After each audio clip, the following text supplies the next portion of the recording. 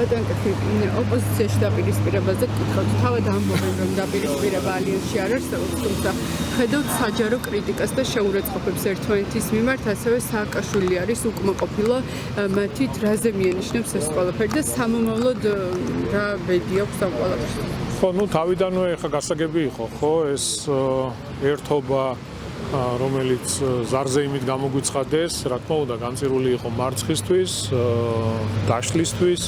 როგორ შეიძლება ხო ამ ადამიანების ერთობა, სადაც არანაირი ღირებულებები არ არსებობს, მხოლოდ და მხოლოდ ბრძოლა არის იმისკენ, რომ როგორმე რაიმე თანამდებობა, რაიმე ადგილი დაიკავონ, არანაირი ღირებულებები არ არსებობს. თან ერთად შეიყარა ის კონკრეტული პოლიტიკოსები და პოლიტიკური პარტიები, რომელსაც საზოგადოებაში არანაირი ნდობა არ აქვს, არანაირი მხარდაჭერა არ აქვს. ამას აქვს თავისი ახსნა, ხო, ეს შემთხვევითი არ არის. როდესაც შენ ემსახურები სხვა ქვეყანას, ატარებს სხვა ქვეყნის ინტერესს, ყავს გარეთ პატრონები, ხალხს შენს მიმართ არანაირი ნდობა არ აქვს, რა თქმა უნდა, პოლიტიკაში თავიდანვე ყველა ხედავს, რომ იქნება წარუმატებელი და არანაირი შესაძლებლობა არ აქვს იმის, რომ იყო წარმატებული. ეს არის დღევანდელი მოცემულობა. ევროპარლამენტარზე კითხავთ. ამაზე ვკითხავ, ასევე ნიკა გვარამია თქვა, რომ ამ ალიანსში კარგი იქნება თუ გაწევრიანდებიან ლეო და გახარიებიო, მაგრამ ლეო და გახარიები ნაცმოძრაობის წევრებს მოიხსნიან როგორც წითელ ხაზზე და მათთან თანამშრომლობა არ ზრუნავთ. ამას როგორ შეაფასებთ თქვენ? რეალურად არანაირი წითელი ხაზი არ არსებობს, ხო? ეს უბრალოდ მხოლოდ განცხადებებით შემოიფარგლებიან, ხო? ახლა რა წითელ ხაზებზეა საუბარი, მაგალითად, ახლა მაგალითისთვის მომყავს გახარიას პარტია, პირდაპირ ალიანსშია და კოლაბორაცია აქვს ნაციონალურ მოძრაობასთან. კონკრეტული რაიონები შემიძლია დაგისახელოთ, ხო, სადაც საკრებულოების დონეზე ისინი გაერთიანდნენ. არანაირი წითელი ხაზები არ არსებობს. აქ თავარი არის რას ეტყვიან თავიანთი პატრონები, რა დავალებას მისცემენ, რა თქმა უნდა, ისინი ვალდებულები იქნებიან. შეპასუხების უფლებაც კი არა აქვს. ვალდებულები იქნებიან გააკეთონ ის, რასაც ეტყვიან გარეთ.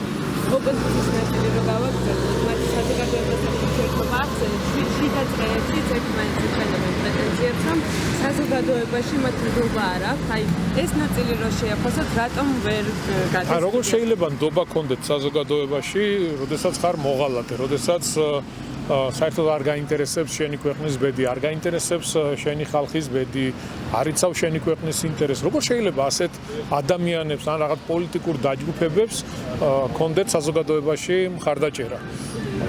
თუ კი რაიმე ცუდი ხდება ქვეყანაში, ყველაფრის მხარდამჭერები არიან, ყველაფერი ჩვენ ვიცით თუ საიდან მოდის, გარედან თავსმოხვეული პროცესები და ისინი რა თქმა უნდა ნაწილია ამ პროცესების, რასაც ეუბნებიან, ზათარიან სალფეხზე, რომით ყველაფერი შეასრულონ და გააკეთონ და ცხადია ხა ქართველი ხალხი ყველაფერი ძალიან კარგად ხედავს, აფასებს, ანალიზს აკეთებს და ასეთ ადამიანებს და პოლიტიკურ პარტიებს არანაირი მხარდაჭერა ვერ ექნება.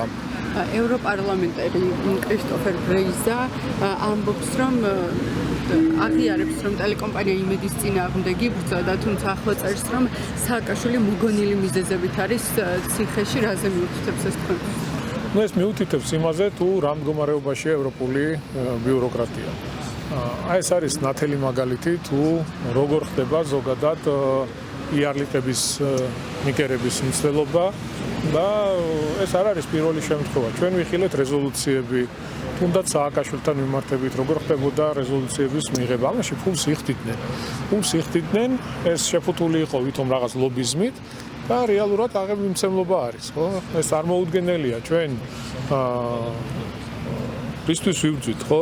როდესაც საუბრობთ ზოგადად ევროპულ მომავალზე, ევროპულ ღირებულებებზე, რა თქმა უნდა, ყველა ამ ღირებულებებიდან დაცლილია დღევანდელი ევროპული ბიუროკრატია. და აი ასეთი კონკრეტული მაგალითები არის შეურაცხყოფელი, არის ძალიან მძიმე და რა თქმა უნდა, პირველ რიგში ამ ევროპულ გზას აყენებს ჭრილს ამ ტიპის განცხადებები და ქმედებები. დანიასთან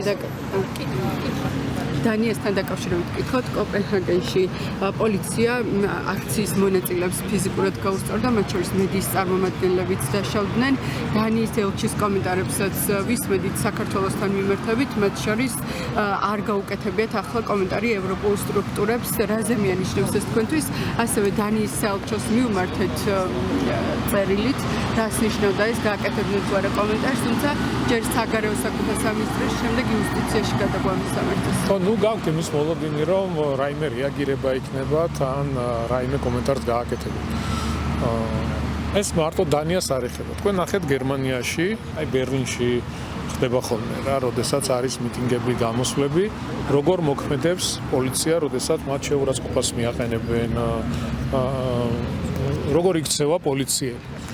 რა თქმა უნდა, ნუ გაქვთ იმის მოლოდინი, რომ რომელიმე ევროკავშირის ელჩი გამოვა ან დაგმობს, ან რაიმე ტიპის განცხადებას გააკეთებს. მათ ამის უფლება არ აქვთ.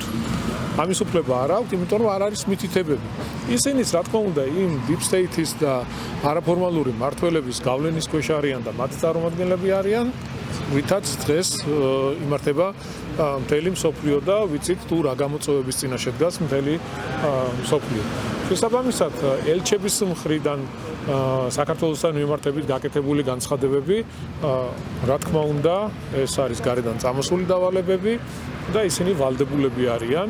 აი, ყველა ის იმ ქვეყნის წარმომადგენელი ელჩი, რომელიც აქტიურობდა თუნდაც საპარლამენტო არჩევნების დროს, თუნდაც იგივე, როდესაც მიტინგები იმართებოდა ქვეყანაში. თქვენ გახსოვთ მათ მიერ რომელიმეს მხრიდან გაკეთებული ერთი განცხადება იმასთან დაკავშირებით, რომ დაეგმოთ მომიტინგეების ქმედებები. როგორ ესროდნენ პოლიციელებს მოლოტოვის კოქტეილებს, როგორ ესროდნენ ქვებს, აყენებდნენ შეურაცხყოფას. არც ერთი განცხადება, მე არ მახსოვს ერთი განცხადება გაკეთებული იყო და რომელიმეს დაეგმო აღნიშნული ქმედებები. პირიქით, ახალისებდნენ, ხელს უწყობდნენ, რომ პოლარიზაცია გააღრმავდეს, საზოგადოება ერთმანეთს დაუპირისპირდეს, რევოლუციური სცენარი განხორციელდეს ქვეყანაში. ეს, რა თქმა უნდა, მათი ჩართულობით, მათი უშუალო თანამონაწილეობით იმართებოდა ის პროცესები, რა პროცესებით მიდიოდა ქვეყანაში. დინარაძის ინიციატივაზე მინდა ვკითხოთ, ინიციატივით გამოვიდა, რომ შინაგან საქმეთა სამინისტროს შეიქმნა სპეციალური სამმართველო, რომელიც სიძულვილის ენას გაუწევს მონიტორინგს და შესაბამისად რეაგირება მოხდება. რატომ დადგა ამის საუწყო? წარმოუდგენელი რამ ხდება სოციალურ ქსელებში, ეს შეურაცხმყოფელი სტატუსები, განცხადებები, წარმოუდგენელი. რა თქმა უნდა, ეს ყველაფერი უნდა დარეგულირდეს. უნდა დარეგულირდეს და რა ვიცი, ურთიერთპატივისცემა უნდა იყოს. შეიძლება ხა ვიღაცა არ უყვარდეს, გააკრიტიკოს, მაგრამ კრიტიკა და შეურაცხყოფა არის აბსოლუტურად ორი განსხვავებული მიმართულება. და არავის არ აქვს უფლება, რომ ერთ კონკრეტულ ადამიანს მეორე მიაყენოს შეურაცხყოფა. და ამას აქვს სისტემატური ხასიათი და ესეც ხო გასაგებია ხა საიდან მოდის და როგორ ხდება ამ ყველაფრის მართვა. შესაბამისად, ამ ყველაფრის დარეგულირება ვფიქრობ არის ძალიან მნიშვნელოვანი. მადლობა. ერთ გადაწყვეტილება ევროპარლამენტთან დაკავშირებით გაასაჩივროს განცხადება, თქვენს რომ ჟურნალისტმა დაარღვია წესიო და ამასთან დაკავშირებით იმედით დასაქცეს და ახლა უკვე ჩვენზე გადმოვიდა საკითხი. როგორ შეფასდა მას, ასე ჩვენ გავუგზავნოთ დღეს წერილი, სადაც ჩანს რომ ჩვენ არ დაგვიღვევი არანაირი წესი და როგორ შეფასებთ არაფერის ნახე, არანაირი დარღვევება არ ხდება, არც თქვენს მიერ, არც იმედის მიერ. ის რომ ჩვენ გვეუბნებიან სიტყვის თავისუფლება, გამოხატვის თავისუფლება, ეს არის ყველაფერი ფარსი. ნუ დაიჯერეთ, ეს ყველაფერი არის შენიღბული ვითომ რაღაც დემოკრატიით, არც დემოკრატიაზე ვსაუბრობთ რა, სიტყვის თავისუფლებაზე ვსაუბრობთ. აქ არის მხოლოდ და მხოლოდ ძალა და არის მხოლოდ და მხოლოდ პოლიტიკური ინტერესები. დამთავრებულია სხვა არანაირი არც დემოკრატია, არც დემოკრატიული პროცესები, არც სიტყვის და გამოხატვის თავისუფლება არ არსებობს. აი ეს არის დღევანდელი ევროპული ბიუროკრატია.